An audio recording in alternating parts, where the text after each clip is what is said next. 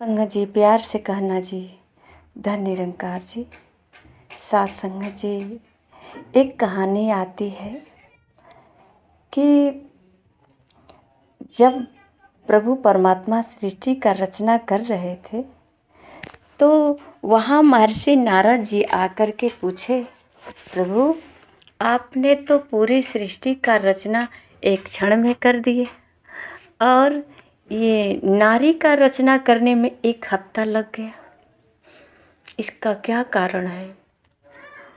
साथ संगत जी, जब नारी का चेहरा देखा तो उस चेहरे पे एक बूंद आंसू का निशान देखकर महर्षि नारद जी पूछते हैं कि प्रभु इतने सुंदर कोमल चेहरे पे गालों पे इस आंसू का बूंद क्यों टपक रहा है? तो साथ संगत जी, प्रभु परमात्मा ने बताया कि ये नारी अंदर से बहुत मजबूत और शक्तिशाली है। ऊपर ये जो कोमल देख रहे हो चेहरा, सुंदर जो देख रहे हो, ये केवल ऊपरी सतह है। अंदर से ये बहुत मजबूत है और शक्तिशाली है।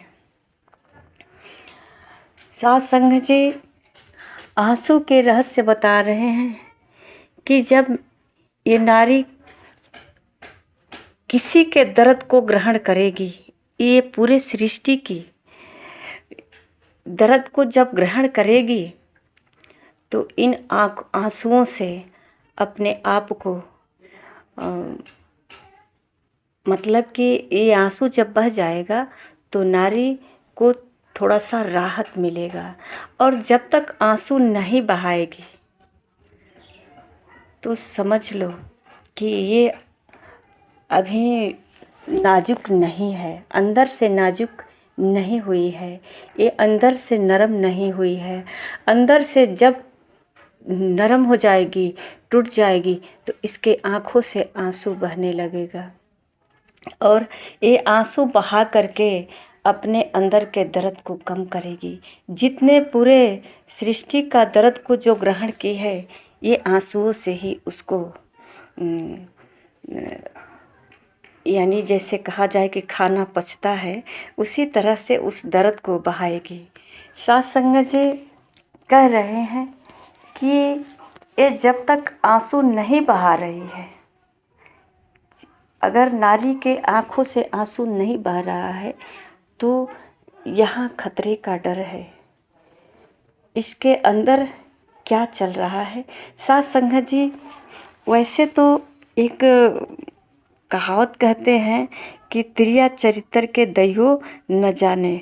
साथ संगत जी, परमात्मा ने रच तो दिया पर इनको खुद ही नहीं पता कि हमने क्या क्या रच दिया, इसके अंदर क्या क्या फिट कर दिया।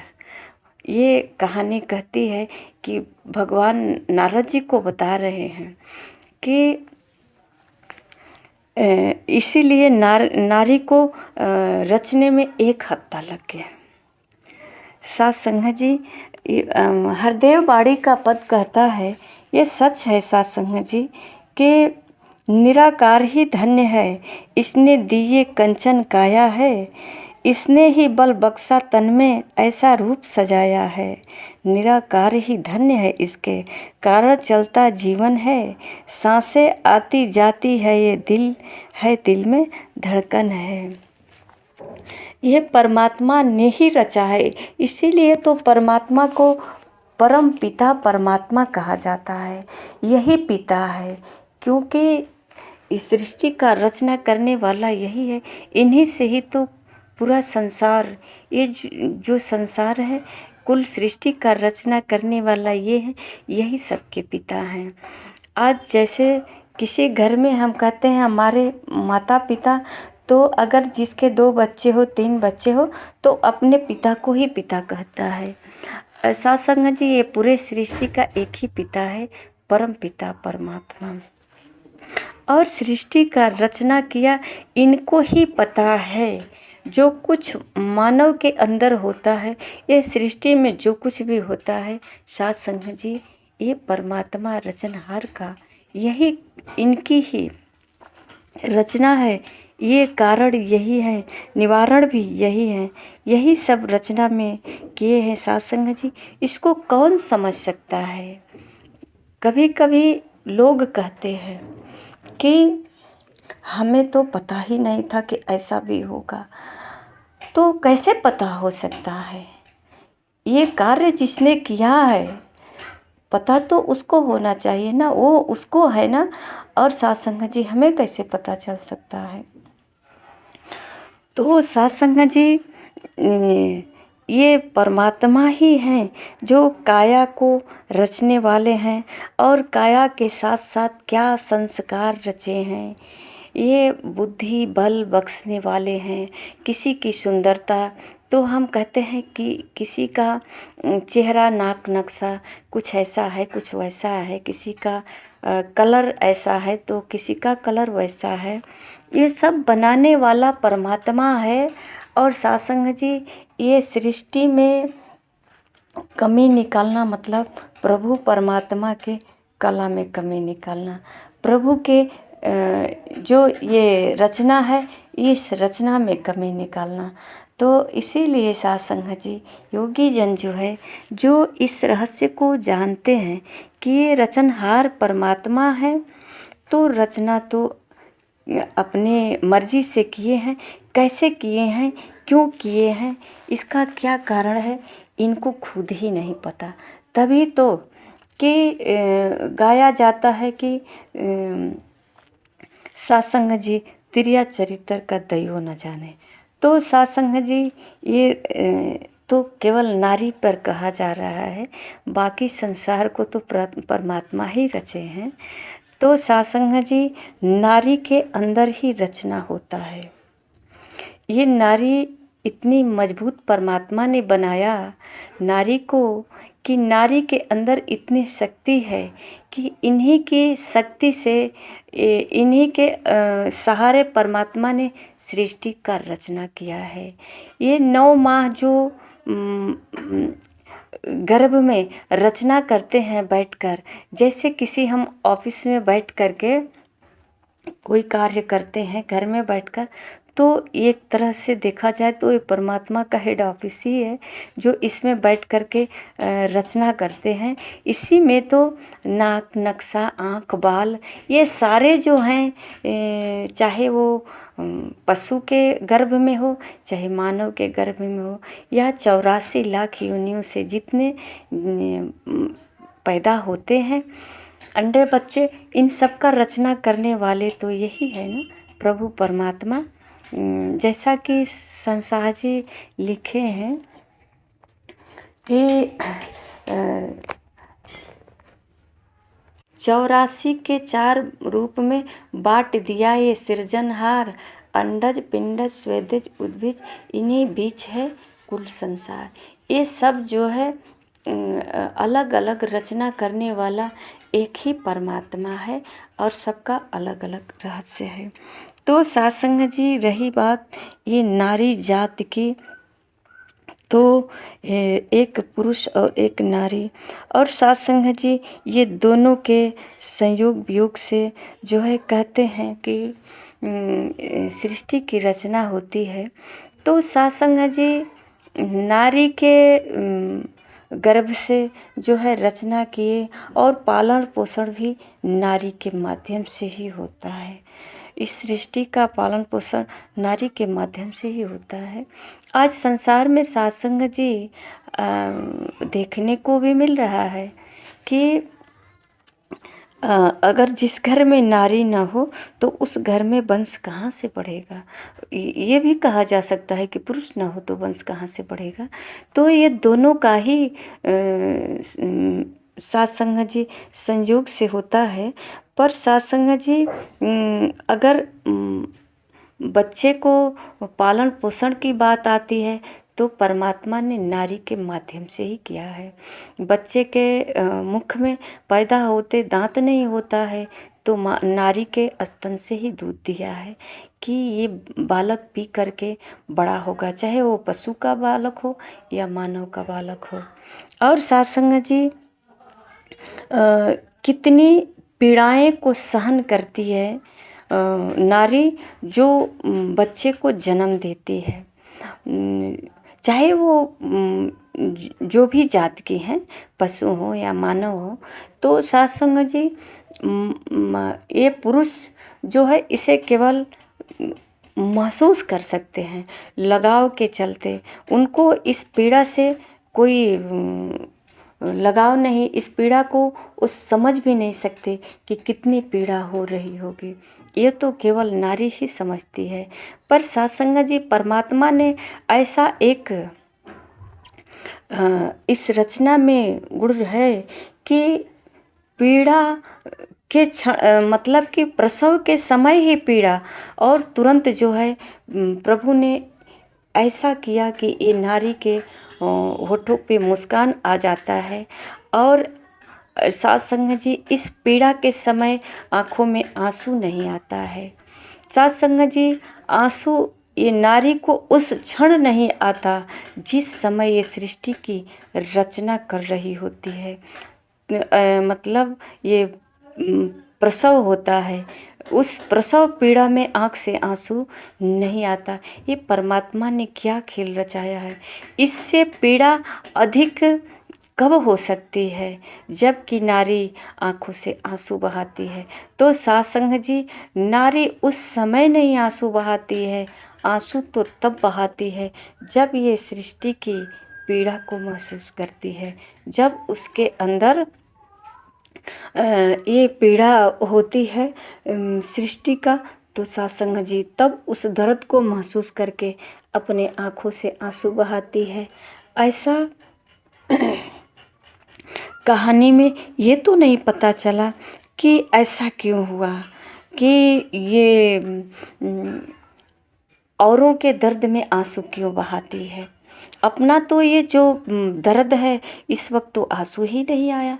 तो सत्संग जी अभी हाथ पाँव में चोट लग जाता है तो दर्द होने लगता है, पर उस वक्त दर्द नहीं होता है, क्योंकि ये खेल परमात्मा ने कुछ इस तरह रचाया है। तो सत्संग जी ये परमात्मा को खुद ही नहीं पता चला ऐसा कैसे सब रचना किए। तो सत्संग जी नारी इतनी मजबूत है कि और इतनी इनके अंदर कलाएं भी है कि ये चाहे तो क्षण में अपना रूप तो वही है, पर अपने अंदर का रूप को कला के माध्यम से बदल सकती है, अपनी भावनाओं को क्षण में बदल सकती है। इसके अंदर ऐसी कला है कि कहा जाता है कि नारी के अंदर ऐसा गुण है कि ये भगवान को जब जन्म दे सकती है तो प्रकट भी कर सकती है। नारी के अंदर से ये ऋषि महर्षि परमात्मा जब जन्म ले सकते हैं तो प्रकट क्यों नहीं हो सकते हैं। तो नारी के अंदर ये गुण ऐसा परमात्मा ने बख्शा है कि सत्संग जी ये परमात्मा को प्रकट कर सकती हैं। और सत्संग जी ये यहाँ सद्गुरु कह रहे हैं कि निराकार ही धन्य है, इसने कुल संसार बनाया है, करता धरता आप हैं, खुद ही सारा खेल रचाया है। सत्संग जी ये परमात्मा ही करता धरता है, ये सब कुछ इन्होंने ही किया है, ये सजाया रचाया संसार को इतनी सुंदर, जो कहते हैं देखने में कितना अच्छा लगता है कि कहीं एक फूल की बगीचे में जाते हैं तो कहते हैं कितना सुंदर लगता है, बगीचा कितना सुंदर लगता है, कितना सुंदर पहाड़ है, कितनी सुंदर नदियाँ हैं, कितना सुंदर संसार है, कितने सुंदर नारी है, कितने सुंदर पुरुष है। ये सब रचने वाला परमात्मा है। अगर किसी के अंदर कोई गाने की कला हो, नाचने की कला हो, सुनने की कला हो, बोलने की कला हो, तो ये सब परमात्मा का ही खेल है। तो कह रहे हैं करता धरता आप हैं, खुद ही सारा खेल रचाया है। ये संसार बनाया भी और रचाया भी। साथ संगत जी, ये स्वतः चल रहा है, परमात्मा ने इसकी रचना की है। अब इसमें कोई टिप्पा टिप्पणी अपनी मर्जी से नहीं कर सकती, क्योंकि ये सब परमात्मा की ही मर्जी है। गुरु कृपा से निराकार को जिस जन ने भी जाना है, कहे हरदेव उसी जन ने ही धन्य इसी को माना है। और इस खेल के बारे में, इस राज को जिसने जाना है, ये तो गुरु के कृपा से ही जानकारी होती है। जो गुरु के चरणों में आता है सत्संग जी, इस राज का पता तो उसी को चलता है। वैसे तो कहानी में बहुत सारे सुनने को, समझने को, सीखने को मिलता है। कहानी बहुत तरीके से महापुरुष समझाए हैं कि सृष्टि की कैसे रचना हुआ। कोई कहता है संसार में पहले कुछ नहीं था, कोई कहता है ये सब संसार जल में डूबा हुआ था, कोई कहता है पहले काई से ये जीव बना, कोई कहता है पहले ये क्या मानव जो है, मानव का रचना हुआ, आदि मानव थे। बहुत सारी कहानियाँ हैं और सब लोग अपने अपने तरीक़ों से जो जिस तरह से अनुभव किया, समझाया। पर सत्संग जी, आज जो आँखों के सामने है, कहा सुनी की बात नहीं, देखा देखी। जो हम आँखों से देखते हैं, विश्वास इस पर करें, इसको जाने। सत्संग जी, आज एक माँ, जिसको कहते हैं माँ, जिसके गर्भ से बच्चे का जन्म होता है, तो ये पता है सबको कि 9 माह ये माँ के गर्भ में रहा है। और पहले मंथ से ही सत्संग जी, आज कल के तो समय में हम डॉक्टर के अंडर में आ जाते हैं, डॉक्टर देख रेख करने लगता है, किसी प्रकार की तकलीफ़ न हो शरीर में। बच्चा उल्टा है, सीधा है, स्वस्थ है, अस्वस्थ है, कैसा है, ये सत्संग जी परमात्मा अपना कार्य अंदर कर रहा होता है। 9 महीने तक इसका पालन पोषण इस गर्भ में होता है। और सत्संग जी, इस गर्भ के अंदर 9 महीने की गंदगी भी होती है। अगर प्रसव के समय देखा जाए तो बच्चा गंदगी से ही बाहर निकलता है। सत्संग जी, डॉक्टर तो कहता है कि बच्चे जब गर्भ में होता है तो ज़्यादा तीखा नहीं खाना चाहिए, खट्टा नहीं खाना चाहिए, कुछ खाने पे परहेज रखता है कि इसकी गर्मी से, तीखे खाने से बच्चे जो है गर्भ में गर्मी के वजह से तड़पता है, उसे कष्ट होता है। और जो गंदगी होता है, इसमें कीटाणु जो होते हैं, बच्चे को पीड़ा पहुंचाते हैं शरीर को। इस तरह का जो है सत्संग जी, कुछ डॉक्टर के द्वारा पता चलता है, कुछ शास्त्रों के द्वारा, कहानियों से पता चलता है सत्संग जी। पर जो आँखों से देखते हैं कि एक माँ बच्चे को कैसे जन्म देती है, ये प्राकृतिक, ये परमात्मा ने कैसे रचना किया है कि सत्संग जी, माँ बच्चे को जन्म एक छोटे से मासूम शिशु का जन्म देती है और उसे धीरे धीरे पालन पोषण करके कैसे बड़ा करती है। और इसको बड़ा करने में माँ का कितना योगदान रहा है। सर्दी, धूप, बरसात, हर ऋतुओं से माता पिता लड़ते हुए, और सत्संग जी, इसको कैसे खिलाना पिलाना है, इसको कैसे स्वस्थ रखना है, ये हर क्षण इसको कैसे महसूस करते रहे, इस छोटे से बालक की हर दुख सुख को महसूस करते रहे और इसकी हर इच्छा को पूरा करते रहे। सत्संग जी, ये परमात्मा ने स्वयं माता पिता के रूप में बैठ करके ये छोटे मासूम बालक का रचना किया, इसे बड़ा किया। और जैसे ही सत्संग जी ये थोड़ा होशियार हुआ, समझदार हुआ, जब कहने लगा मैं हूँ, मैं कौन हूँ, मैं बड़ा हूँ, छोटा हूँ, इसका जब अपना डिमांड होने लगा, तो सत्संग जी, अब परमात्मा जो है इसका ख्याल, माता पिता भी इस बच्चे से अपना ध्यान हटा लेते हैं कि इसको जब भूख की एहसास होती है तो ये मांग लेता है। यानी कि इस शरीर की इंद्रियां जो हर कार्य अब स्वतः अपने जानकारी में कर लेती है। पहले अज्ञानता में करती थी तो उसका ख्याल माता पिता रखते थे, पर सत्संग जी अब जो है ये अपने इसको जानकारियाँ मिल चुकी है और ये स्वतः जो है अपना ख्याल रख सकता है। तो सत्संग जी इस तरह से जो हम लोग अपने आँखों से देखते हैं समझते हैं, तो इस पर तो सत्संग जी विचार कर सकते हैं कि ये माता पिता से बड़ा तो कोई परमात्मा नहीं है। और जिस नारी को हम नीचा दिखाते हैं, जिस नारी का अपमान करते हैं, परमात्मा ने इतने जब समय लगा करके ध्यान से जब रचना किया है तो सत्संग जी इसमें ज़रूर कुछ खास बात होगी। और सत्संग जी खास बात अभी तक नहीं समझ में आया, जो हमारी माँ है हमको कैसे एक शिशु बालक से बड़ा किया और पढ़ा लिखा करके हमें योग्य बनाया, इस संसार में घूमने फिरने और समाज में बोलने का ढंग हर तरीके से इसका मतलब इसके पीछे इसको संस्कार डालने में सजाने में किसका हाथ होता है।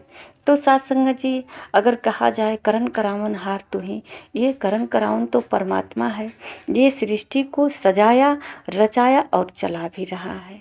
तो ये माता पिता के माध्यम से ही चला रहा है।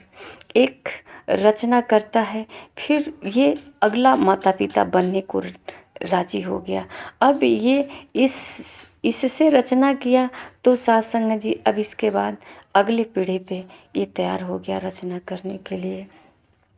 तो आइए सत्संग जी परमात्मा ने रचना तो किस तरह से किया, ये सब तो केवल कहानियों से हम लोग सुनते देखते हैं, पर सत्संग जी कभी बैठकर दिल से विचार करें कि आज संसार जो हमारे आँखों के सामने चमत्कार हो रहा है, हमने तो चमत्कार कहीं चमत्कारी लोगों के पास ढूंढने जाते हैं, जो कहीं चमत्कार दिख जाए, कोई बाबा चमत्कारी दिखा दे। पर सत्संग जी आज हमारे सद्गुरु माता सुदीक्षा जी महाराज कहती हैं कि चमत्कार तो हर पल तेरे आँखों के सामने हो रहा है, पर तू आँखें खोलो तब जानो, तुझे ज्ञान की दृष्टि तो मिले। सद्गुरु इस जो चरम चक्षु है, इस चरम चक्षु से तू संसार ही केवल देख सकता है। तो ये आगे का रहस्य देखने के लिए सत्संग जी सद्गुरु से दिव्य दृष्टि को लेना पड़ेगा, यानी परमात्मा से ये जो है परमात्मा जो सद्गुरु के रूप में संसार में आए हैं, सत्संग जी इनसे ज्ञान प्राप्त करना पड़ेगा। इनकी रहस्य को जानने के लिए शायद पूर्ण जानकारी हो या ना हो, पर सत्संग जी इतना तो जानकारी हो सकती है कि मैं छोटे से बड़ा कैसे हुआ और इसको बड़ा करने में योगदान किसका रहा। और सत्संग जी इसको जान करके हम अपने जीवन को सफल बना सकते हैं। सत्संग जी प्यार से कहना जी, धन्य निरंकार जी।